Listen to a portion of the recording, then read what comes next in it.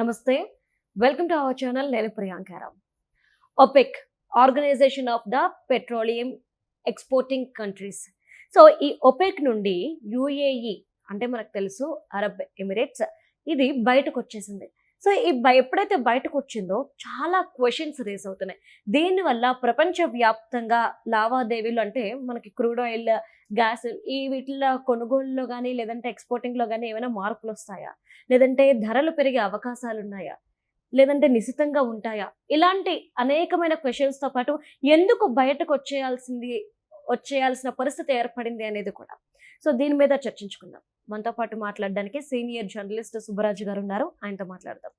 నమస్కారం సార్. నమస్కారం అండి. సార్, యుఏఈ ఒపెక్ నుండి ఎందుకు బయటకు వచ్చింది? ఇప్పుడు బయటకు వచ్చింది సరే, దీని మీద అనేక క్వశ్చన్స్ రేజ్ అవుతున్నాయి. సో దీనివల్ల మనకి ఏమైనా ఇంపాక్ట్ పడే అవకాశం ఉందా? ఖచ్చితంగా పడుతుందండి. ముందుగా అసలు ఒపెక్ అంటే ఏమిటి అనేది ఒక నేపథ్యాన్ని ఒకసారి పరిశీలిస్తే, ప్రధానంగా గల్ఫ్ ఏరియా అంటే మిడిల్ ఈస్ట్ అంటాం, మధ్యప్రాచ్యం అంటాం, ఆ ప్రాంతం అంతా కూడా అంటే అరబ్ ప్రాంతం, Saudi Arabia, UAE, Kuwait, Bahrain, Oman, ఇవన్నీ అరబ్ ప్రాంతానికి సంబంధించిన ప్రాంతాలు. అక్కడ పెద్దగా వనరులు ఉండే దేశాలు కాదు. గతంలో ఒక 2 తరాల నుంచి మాత్రమే ఆయిల్ నిక్షేపాలు బయటపడి వాటి మీద బతుకుతున్న సమాజాలు అవి. సో వాళ్ళు కొద్దిగా ఈ అమెరికన్, బ్రిటిష్ కంపెనీల సహకారం వాళ్ళకి మనము ఆయిల్ మార్కెట్ని మనకున్నే వనరు కాబట్టి, సహజ వనరు కాబట్టి మనం అందరం కలిసి గంపగా గుత్తగా దాన్ని కార్టలైజేషన్ అంటారు ఇంగ్లీష్లో. అంటే అమ్మేవాళ్ళు కానీ కొన్ని కంపెనీలు ఆ మార్కెట్లో అందరూ కలిసిపోయి వాళ్ళ ధరను నిర్ధారించేది. ఇప్పుడు సిమెంట్ వేసవకాలంలో సిమెంట్ కంపెనీలు అన్నీ కలిసిపోతాయి, కాంపిటీషన్ అదే మళ్ళీ వీళ్ళందరూ కలిసి మనం ఈ రేటు కంటే తక్కువ అమ్మకూడదు, రేటు పెంచాలి.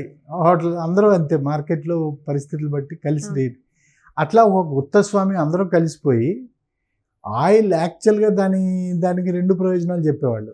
ఒకటి, ఆయిల్ ఉత్పత్తిని మార్కెట్లో డిమాండ్కి తగినంతగా సరఫరా చేయటానికి కోతలు, పరిమితులు విధించుకుని, అంటే సపోజ్ రోజుకు $1 బిలియన్ అవసరం అనుకోండి, అంతా అన్ని కంట్రీలు ఈక్వల్గా కాకుండా కంట్రీ యొక్క ప్రొడక్షన్ కెపాసిటీ ఎంతకాలం క్రితం పెట్టారు అక్కడ ఆయిల్ ప్రొడ్యూసింగ్ కంపెనీ, వాటి రిఫైనరీ, ఈ డ్రెడ్జింగ్ కంపెనీలు, వీటి యొక్క కెపాసిటీకి తగ్గట్టుగా కోటాలు విధించేవారు. ఈ కోట ఇంత మాత్రమే ప్రొడ్యూస్ చేయాలి. సో ఎక్కువ సప్లై అయిపోయి ఆయిల్ ప్రైస్లు తగ్గకుండా, అది ఇండైరెక్ట్గా ఏంటంటే ప్రపంచానికి అది ఒకటి చెప్తుంది. అదేంటంటే మేము సరఫరా ఎట్లాంటి పరిస్థితుల్లో ఉన్నా కొన్ని ఆయిల్ డిపెండెంట్ కంట్రీస్ అని ఉంటాయి. అంటే మనలాంటి దేశాలు ఆయిల్ పరాధీన దేశాలు. అంటే మన దేశానికి ఆయిల్ కానీ, పెట్రోలియం కానీ, గ్యాస్ కానీ ఆగిపోతే మన దేశానికి ఊపిరి ఆగిపోతుంది. ఎందుకు ఆగిపోతుందంటే మనకు ఒట్టి కార్లు, లారీలు, స్కూటర్లకే కాదు పెట్రోల్ అది వాడేది, ఎరువులకు వాడతాం పెట్రోల్. ఈవెన్ పవర్ జనరేషన్లో కూడా ఈ ఇంధనాలతోటే ఎలక్ట్రిసిటీ కూడా జనరేట్ చేస్తాం మనం. అఫ్కోర్స్ మన అందరికీ తెలిసిన ట్రాన్స్పోర్ట్ అనేది ఒక కీలకం. అది కాకుండా కూడా చాలా ప్రోడక్ట్స్ ఉంటాయి, పెట్రోలియం ప్రోడక్ట్. సో ఈ అన్నిటిని ఒక విధంగా గుత్తాధిపత్యంలో తమ చెప్పు చేతల్లో వీళ్ళందరూ కలిసిపోయి ఒక కూటమిగా ఏర్పడిపోయి ఇంతకాలం వాళ్ళ యొక్క భౌగోళిక, రాజకీయ, ప్రాంతీయ పెత్తనానికి, ఆర్థికమైనటువంటి ఆ వ్యవస్థని కొంత తమకు అనుకూలంగా మార్చుకున్నారు. అంటే కావాల్సినప్పుడు రేట్లు పెంచుకోవటం, కావాల్సినప్పుడు ప్రొటెక్షన్ పెంచుకోవటం. ఇప్పుడు మీకు అవసరమైంది, వాళ్ళకి డబ్బులు అవసరమైనవి, యుద్ధానికి కావాలి, అప్పుడు అవసరం ఉన్నా లేకపోయినా ప్రొటెక్షన్ పెంచుతారు. కానీ మనకు అవసరమైనప్పుడు పెంచరు. ఆ రేటు మనం ఇస్తున్న రేటు కానీ అసలు ప్రపంచంలో ఒపెక్ అనేది లేకపోతే ఇవాళ ఉన్న ఆయిల్ ధరలు ఇట్లా ఉండే కాదు. ఆయిల్ ధరలు వేరేలా ఉండే. వీళ్ళందరూ ఎప్పుడు కుమ్మక్కై ఉత్పత్తిదారులందరూ కార్టెల్ అయిపోయి నిర్ణయించారో అప్పుడు ఆయిల్ ధరలు వాళ్ళే కంట్రోల్ చేస్తున్నారు ప్రపంచం. ఎందుకంటే దాదాపుగా ఒపెక్ ప్లస్లో 90% of oil exporting potential capacity, సామర్థ్యం వాళ్ళ దగ్గర ఉంది. 90% మార్కెట్లోకి సప్లై చేయగలరు కొన్ని కంట్రీలు, అంటే ఎక్స్పోర్ట్స్ వరకు. సో అట్లాంటి దశలో ఏమైందంటే ప్రపంచానికి వాళ్ళు ఏం చెప్తే అదే, అంటే రేటు విషయంలోనే కాదు, కోటా విషయంలో కూడా. అందుకని కొన్ని దేశాల్లో కొంత తప్పనిసరి మిత్రత్వం, ఉమ్, మీకు ఆ సరఫరా లేకపోతే మనం ఊపిరి సలపదు, మనకు ఆగిపోతుంది. కాబట్టి అవును. మనకి ఇష్టం ఉన్నా ఇష్టం లేకపోయినా కొన్ని దేశాలతో మన మిత్రత్వం దీన్ని వ్యూహాత్మకం అంటే స్ట్రాటజిక్ రిలేషన్షిప్స్ అంటారు.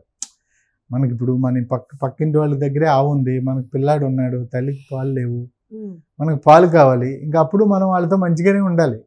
వాళ్ళు డబ్బులు తీసుకున్నా, ఎక్కువ రేటు తీసుకున్నా, నీళ్ళు కలిపినా మళ్ళీ ఎక్స్ట్రాగా మంచిగా ఉండాలి వాళ్ళతోటి. అట్లాంటి పరిస్థితి నుంచి ఈ యూఏఈ బయటికి రావటం కొంత ఈ మార్కెట్ పోటీని పెంచడానికి ఉపయోగపడుతుంది.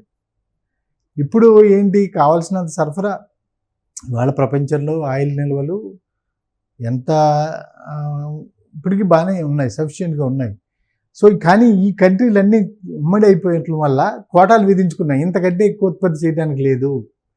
అవి కూడా ఆ విధించుకున్నవి కూడా గౌరవించడాలి. వాళ్ళకి కావాల్సినప్పుడు ఎవరికాడు మారుస్తూ ఉంటారు. ఉమ్, ఇంత ప్రైస్ స్టెబిలైజ్ చేయాలి, ఈ కంట్రీ ఈ సంవత్సరంలో మనకి ఇంత ఆదాయం రావాలి అంటే ఇంత ప్రొడ్యూస్ చేయాలి. ఇదేదో ట్యాప్ ఇప్పినట్టు వాళ్ళు ఇష్టం వచ్చినప్పుడు ట్యాప్ ఇప్పుతూ ఉంటారు.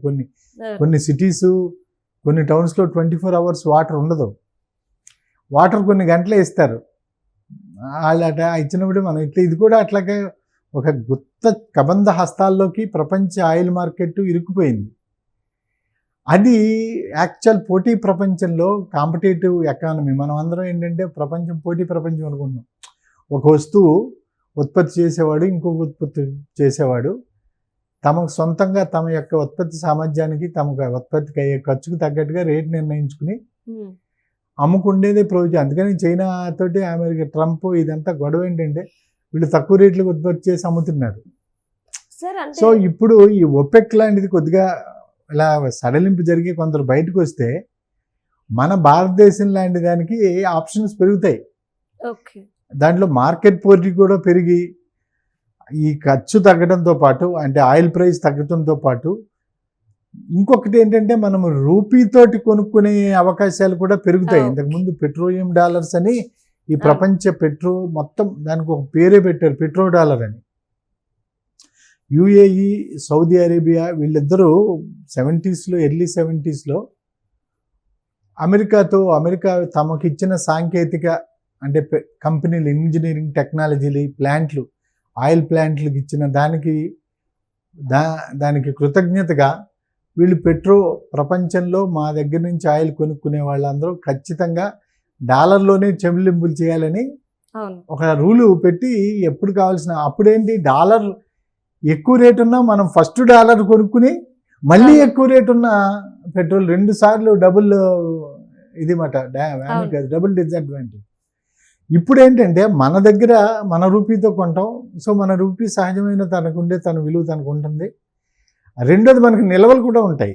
ఇప్పుడు డాలర్లు ఏంటంటే జాగ్రత్త పరుచుకుంటూ ఉండాలి, దానికి అవసరం అవుతుంది. దీనికి చాలా చోట్ల ఎక్స్పోర్ట్స్కి డాలర్ పేమెంట్.